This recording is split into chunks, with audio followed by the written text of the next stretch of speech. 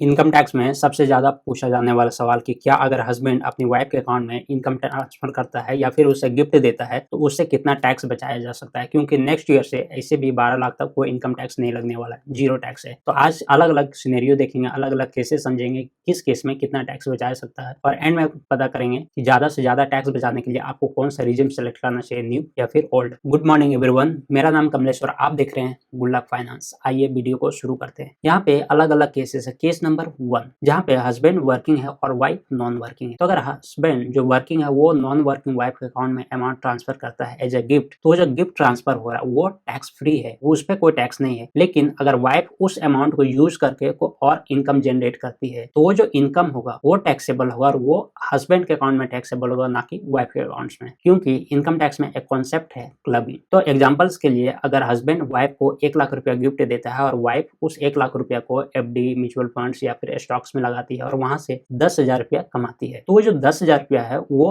Wife के account में taxable नहीं होगा, वो हस्बैंड के अकाउंट में टैक्सेबल होगा और जो हस्बैंड का जो रेट होगा उसी के हिसाब से उसे टैक्स पे करना पड़ेगा। लेकिन यहाँ पे एक एक्सेप्शन है, अगर आप अपने दूसरे रिलेटिव्स को पेमेंट करते हो, उसे गिफ्ट देते हो, हस्बैंड वाइफ में नहीं, तो वो उसके ऊपर कोई लिमिट्स नहीं है और वो टैक्स फ्री होता है। वो यानी जो अगर अगला जिसको आप गिफ्ट दे रहे हो वो जो इनकम जनरेट करेगा उसी के अकाउंट में टैक्स होगा, ना कि हस्बैंड के अकाउंट में या फिर जो गिफ्ट दे रहा है। एग्जांपल्स के लिए अगर रमेश अपने फादर को 1 लाख रुपया गिफ्ट देता है और उसके फादर उस 1 लाख रुपया को एफडी कर देते हैं और वहां से 8,000 रुपया इनकम जनरेट करते हैं, तो 8,000 रुपया उसके फादर के अकाउंट में टैक्सेबल होगा, ना कि रमेश के अकाउंट में। Scenario number 2, assets generated from pin money. अब पिन मनी एक इंटरेस्टिंग कॉन्सेप्ट है। देखिए, जो हस्बैंड वाइफ को घर खर्च के लिए पैसा मिलता है, अगर वाइफ उस घर खर्च के पैसे में से कुछ पैसे को सेव कर लेती है और वहां से वो फर्दर इन्वेस्ट करती है उस पैसे को या कोई एसेट्स खड़ा करती है और वहां से अगर कोई इनकम जनरेट होता है, तो वो वाइफ के अकाउंट में टैक्सेबल होगा, ना कि हस्बैंड के अकाउंट में वो क्लबिंग होगा। एग्जाम्पल्स के लिए अगर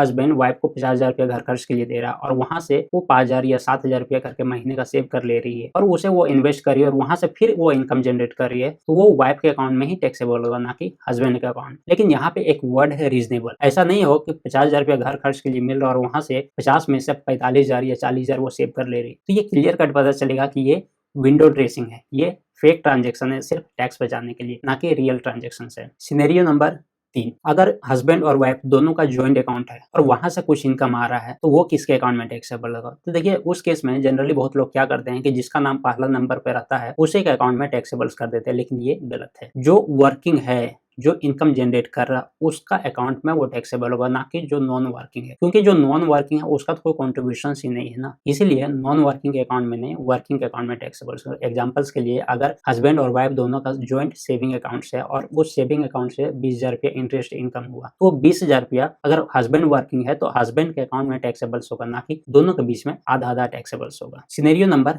4, अगर हस्बैंड और वाइफ दोनों मिलकर के घर खरीद रहा है या फिर कोई एसेट्स खरीद रहा है और उसमें पूरा का पूरा पैसा जो कि है हस्बैंड दे रहा है, वाइफ को कंट्रीब्यूट नहीं कर रहा है, तो उसमें अगर वो होम लोन पे ले रहा है तो होम लोन का जो इंटरेस्ट होता है उसे आप डिडक्शन के लिए क्लेम कर सकते हैं अंडर सेक्शन 24B में या फिर और 80C में, तो वो हस्बैंड करेगा, ना कि वाइफ करेगा। और अगर रेंटल इनकम आता है फर्दर उस घर से, तो वो रेंटल इनकम भी हस्बैंड अपने अकाउंट में दिखाएगा पूरा का पूरा, ना कि वाइफ के अकाउंट में हो जाएगा। अगर आप चाहते हैं कि हस्बैंड और वाइफ दोनों पार्शली आधा आधा 50-50 दिखाएं, तो वहां पे ये भी शो करना पड़ेगा कि वाइफ भी उसे फाइनेंशियली कंट्रीब्यूट किया है वो घर खरीदने में, पूरा का पूरा हस्बैंड ही नहीं दिया है। तो उस केस में 50-50 डिसाइड हो जाएगा, अगर कोई स्पेसिफिकली मेंशन नहीं है एग्रीमेंट में तो। और अगर एग्रीमेंट में मेंशन है जो रेशियो, तो फिर वो उस रेशियो में डिवाइड होगा, इंटरेस्ट का भी और वो जो रेंटल इनकम आएगा वो भी। सिनेरियो नंबर 5, अगर हस्बैंड का बिजनेस है और वाइफ को एज ए एम्प्लॉय हायर कर रहा है या फिर एज ए पार्टनर हायर कर रहा है और उसको सैलरी दे रहा है या और कोई इंसेंटिव्स दे रहा, तो वहां पे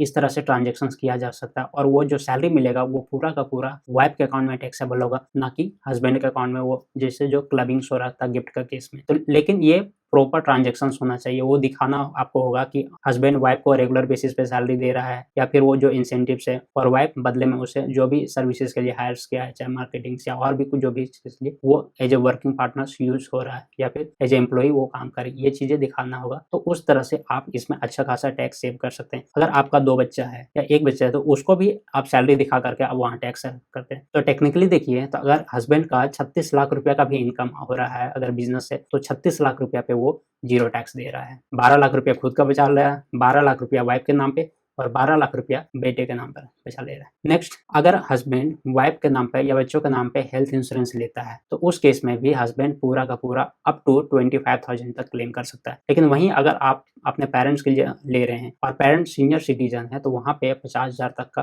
क्लेम कर सकते हैं सेक्शन 80D में। तो यहाँ से भी टैक्स सेविंग्स हो सकता है। नेक्स्ट, कौन सा टैक्स रिजिम आपके लिए बेस्ट है? तो उसके लिए आपको अलग अलग कैलकुलेट करके देखना पड़ेगा। सबसे पहले आप ओल्ड टैक्स रिजिम के हिसाब से कैलकुलेट करके देखिए कि उसमें कितना टैक्स आ रहा है। फिर आप न्यू टैक्स रिजिम के हिसाब से कैलकुलेट कीजिए कि उसमें कितना टैक्स आ रहा है। जिसमें कम टैक्स आ रहा है वो आपके लिए बेस्ट है। अगर आप अपना आईटीएस फाइलिंग या टैक्स प्लानिंग एक प्रोफेशनल के साथ करवाना चाह रहे हैं तो आप हमारा वेबसाइट www.gullakfinance.com पर भी विजिट कर सकते हैं। Thank you.